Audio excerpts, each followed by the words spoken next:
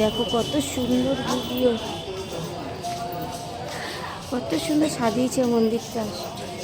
দেখেছো বন্ধুরা? দেখো মায়াপুরে সত্যি এক একটা ধাম এত অপূর্ব, কি বলবো। দেখো এই চারিদিকে ফুল গাছ, দেখো সত্যি কত সুন্দর, তাই না?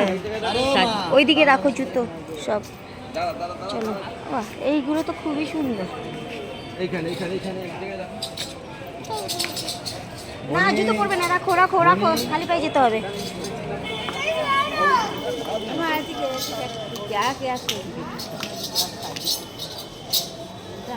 যাবাই এবার লাগলে মার খাবে। চলো কোন দিকে ঢুকবে আগে? চলো এখানটায় ঢুকি।